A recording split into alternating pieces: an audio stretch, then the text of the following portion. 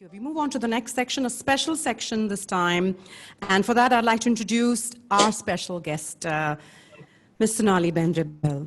And may I invite both Sonali and Dr. Patel to join us to share some of her journey. Yes. Hi, Dr. Patel. How are you? Congratulations. Thank you very much. Thank you very much. And you know, Sonali, it's life cannot bring kind of unexpected circumstances than this. We had arranged for you to come to Charlotte at the end of March through G-Copy, which is, we're working with your team.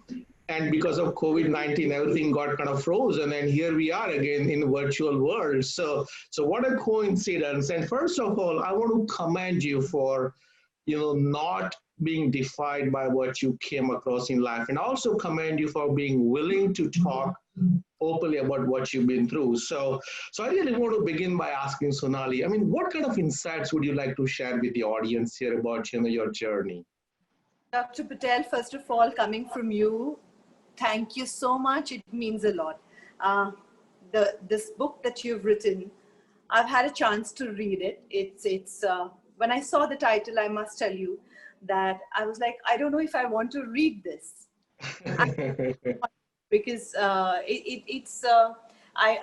making it a point to see positive things. I really don't want to read sad things, but I must say that this book has been so uplifting and joyful, if I can use that word actually, and I think it just, this was something I had not gone into too deeply when I went through my my period and my can I call it my journey through cancer. And I would love to say this also, that rather than a survivor, I would say I'm a thriver. I'm going to thrive post-cancer. I say that because I think this disease came at a certain point was to show me a way and to kind of, or at least show me what was missing. And I do hope, I'm not sure how much I can achieve it, but I do hope I can kind of make good on the second chance that has been given. And that's what I feel post-cancer. But this has been, I would like to congratulate you because it's a wonderful book that you've written. I've heard Nawaz speak so highly of you, and this book has given me an insight into what a wonderful person you are. And congratulations for this. And I would also want to congratulate Rael and her team. This was a fantastic job. I mean, who would have thought in this pandemic we are doing this? But this is the joy of it, that we can do so many different things. Nothing can stop people, and we can find a way to move on from things. And congratulations once again for the book. Yeah. Thank you very much. So my next question is, how was it like to come back to the mainstream? People go through this challenge of shock and you withdraw. So tell us briefly about, what was it like coming back to mainstream? And you are now full swing into life, and it hats off to you once again. Yeah. Well, it was challenging. Obviously, it's very debilitating. The treatment, in fact, I find a lot of times that the treatment, as you know, is far more painful than the disease itself. I felt. I still have certain side effects from it, but the thing is that once you identify what it is, and it's about being scheduled and it's about being disciplined. And I always had a healthy lifestyle, but I'm just seeing to it that I eat really well, I sleep well, and the exercise. So eating healthy, sleeping well, exercise, and more than anything else, like I'm feeding and taking care of my body, I do find that what is most important in all of this is taking care of my mind. And I want my mind to be healthy, and that is helping me recover. That's great. So how were you able to share news with your child? Because it's the toughest part is when you get diagnosed with the C word. How were you able to share your news with your children? So a lot of times, I'm asked this question all the time. My son was 12 years old at that point of time. And you know how the wonderful part about Indian families is that you have a lot of support system.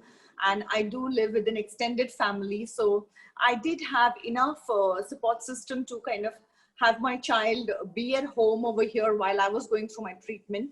But I must say that that was never a thought, both in mine or my husband's mind. We were so clear from day one that I wanted him on this journey with me.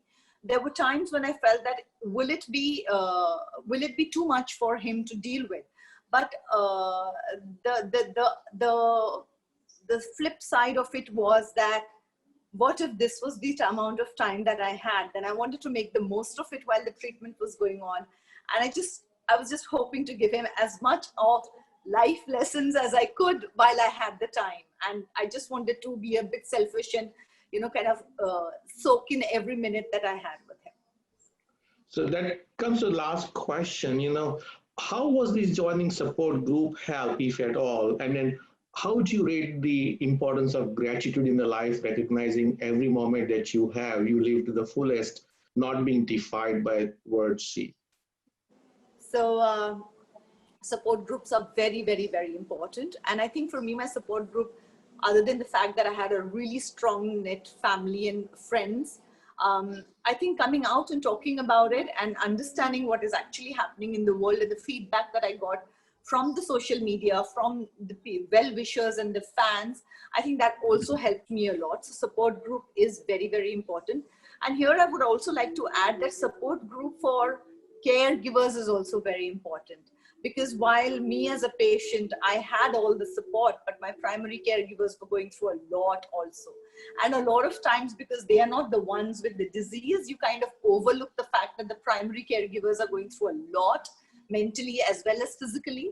And so support group, I think, would not be just for the patient, but for the primary caregivers also, the support group is very important.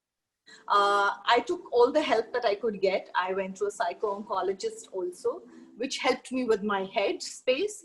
And somewhere we are all brought up with certain qualities in which we live life. And I think when you're, I'm not like, I don't know if you would call it that, but I'm brought up in Hindu faith, and a lot of the things that you're born with or you're brought up with is a way of life. And somewhere I felt that a lot of things that I never knew I had it somewhere so deep inside me, it all came to the forefront. And I was doing a lot of things like what you mentioned was gratitude, that every morning when I got up, I opened my eyes and there were two options. One was that I could say my body is aching, this is aching. I mean, there were 100 things that were not right about it at that point of time. Or I could think about the fact that, oh my God, I did wake up and I am breathing. And I started thanking, giving gratitude for the fact that I was breathing. And then I actually would, while lying in the bed, do a very physical thing, and that is move the muscles on my face in a smile. Though I didn't feel like smiling it, I just did the physical action of moving those muscles, and slowly just moving those muscles in that direction actually changed into a smile. And I promised myself I would always step out of the bed with that smile on my face. And that just took me through the day. So gratitude, understanding. And now when I look back, and when you look at a lot of books on mindfulness or teachers who are teaching that, and I just kept wondering, where did it come from? But it was there somewhere. So we all know it. It's in our DNA. It's there in our upbringing. It's there in what our elders have taught us. It's there inside us. We just need to reach in and kind of just start listening to that core that we have inside us. And it's all there. The answers are all inside.